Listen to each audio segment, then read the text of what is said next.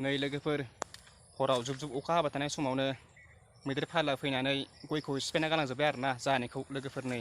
माने खुंजोब्बाय बिबार लाजोबदोंमोन नै सेस सिफायजोब्बाय आरोना नै नालाय साफा खालामना गालांजोबदों आरोना मैदेरा हरावनो अखा हाबाय थानाय समावनो माने गमखौनो मोनाखै आरोना सिफायनायखौ अखा हादों नालाय माने जेबो मिन्थियाखै आरो आन्दाज मोनाखै नै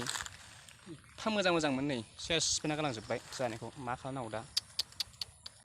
हेलौ लोगोफोर गिबियावनो नोंथांमोनखौ आंनि बे डिउटुब ब्लग चेनेलाव गासैखौबो बरायहरबाय आरोना लोगोफोर माने दा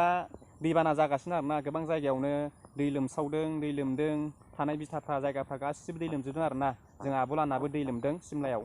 दा आब'आ भिडिअ खालामनानै हरदों आरोना ससे नोंथांमोना नायबानो जाबाय आं नोंथांमोननो खिन्थागोन। दैथु न'आव दै हाबजोब्बाय जोंहानियाव नै बिसिना माखालाय सिलाय दै हाबजोब्बाय नै सेस न'आवनो दै हाबजोब्बाय दै बाना न' सिङाव दै हाबजोब्बाय नै